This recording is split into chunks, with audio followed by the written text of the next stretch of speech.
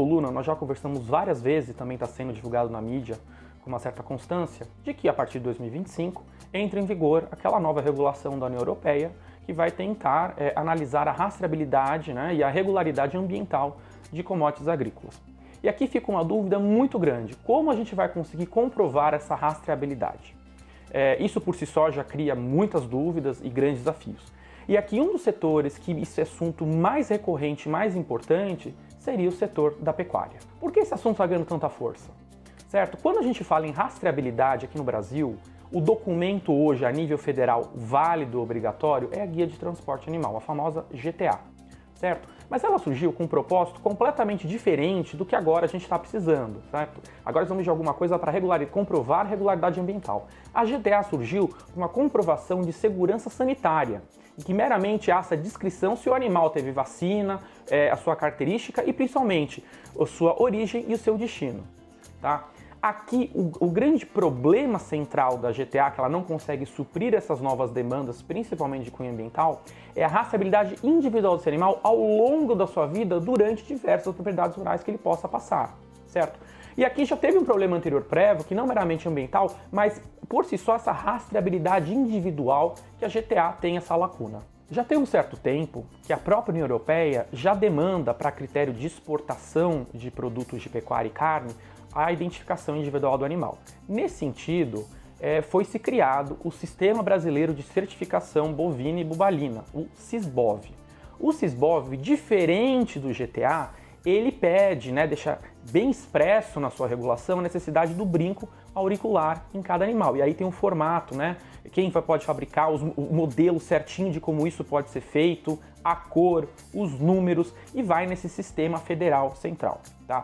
Mas o SISBOV aqui, apesar dele ter essa iniciativa de possibilitar a rastreabilidade individual, ele até o momento se trata de uma iniciativa voluntária, ou seja, não é uma obrigação legal do produtor aderir, mas ele aderindo ao SISBOV, ele consegue comprovar essa rastreabilidade individual para viés de exportação da União Europeia. Outros pontos de destaque que merecem com rastreabilidade individual animal são iniciativas estaduais, tá? Nós temos uma iniciativa, por exemplo, em Santa Catarina, que ela tem como se fosse o SISBOV dela, estadual semelhante, que seria um sistema semelhante, mas diferentemente do SISBOV federal, esse sistema de identificação individual do animal em Santa Catarina, ele tem um caráter obrigatório, tá? Lá é obrigação dos produtores de rebanhos, tanto bovino quanto bubalino, de ter esse brinco auricular que permite a identificação individual do animal, e isso permite com que você veja não só exatamente origem e destino, mas origem e destino de todas as propriedades por qual ele passou, tá? Outra iniciativa semelhante que foi lançada recentemente, no final do ano passado, na COP28, foi pelo estado do Pará. Ele está criando uma iniciativa também de rastreabilidade individual deste rebanho, tá? Isso é muito positivo para o Pará, porque a produção da região do Pará não consegue ter essa identificação individual por enquanto, que dificulta muito na exportação para a União Europeia. Mas voltando aqui no início da nossa conversa, com relação à lei anti-desmate aí para critérios ambientais. Como é que fica essa rastreabilidade individual para critérios de comprovação de que aquela fazenda de onde o animal veio está ok perante o Código Florestal e não teve desmate? É aqui que nós estamos com uma lacuna um pouquinho mais complicada.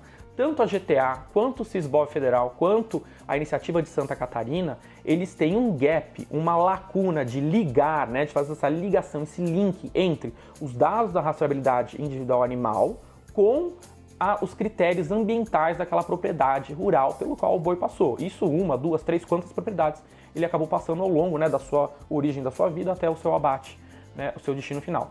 Então, assim, você tem uma falta desse link com esses critérios dos dados do animal com os dados da regularização ambiental da fazenda. E aqui brota novamente o nosso famoso cadastro ambiental rural, que a gente discutiu várias vezes aqui, que está com problema de validação dos seus dados. Então percebam que aqui nós temos duas agendas que, para critério da nova lei anti-desmate europeia, vão ganhando força e que vão ter que se juntar. Eu tenho uma agenda de rastreabilidade individual animal, que aqui eu trabalho com o SISBOV, que é voluntário, ou com algumas iniciativas estaduais que podem ser obrigatórias já. O Pará, inclusive, já trabalha com caráter obrigatório dessa futura iniciativa. Como também eu tenho uma agenda de regularidade ambiental dessa propriedade e que esses dados têm que ser cruzados, têm que ser verificados, tá?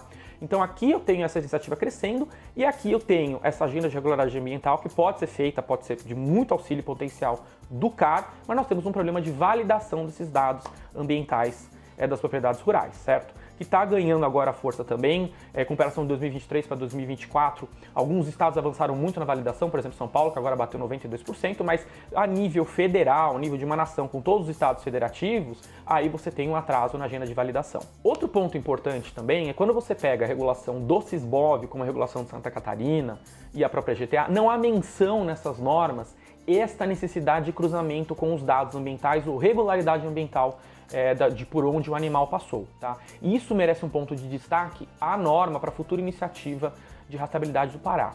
Nessas novas normas do Pará já vem lá escrito expressamente a necessidade da rastreabilidade individual do animal por meio do brinco, como também o cruzamento, essa checagem dessa regularidade ambiental, socioambiental, de acordo com o Código Florestal dessas propriedades. Então, assim, no Pará você já tem no texto legal uma abertura para que haja o cruzamento desses dados, que aí, de fato, seria solucionar o problema dentro das demandas da União Europeia da sua lei anti-desmate. Então, o que a gente aguarda para os próximos anos, principalmente agora com a demanda europeia?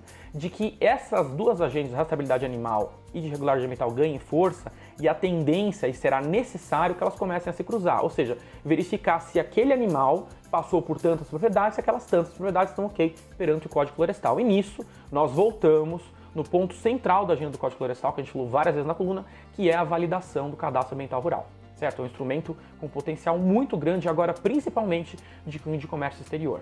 Tá? E esse assunto que vai ganhando muita força, e ano que vem nós vamos falar várias vezes, tá? E assim, qualquer atualização nesse sentido de cruzamento da agenda é sempre muito positivo. Por hoje ficamos por aqui, obrigado, tchau, tchau. Planeta Campo. Patrocínio JBS, há 70 anos alimentando o que alimenta o mundo. UPL, reimaginando a sustentabilidade. Apoio SLC Agrícola, produzindo com eficiência e sustentabilidade. Infinity, gestão de resíduos. Associação Brasileira dos Criadores de Zebu, a BCZ de todos. Campo Forte, nosso forte é fazer você produzir mais.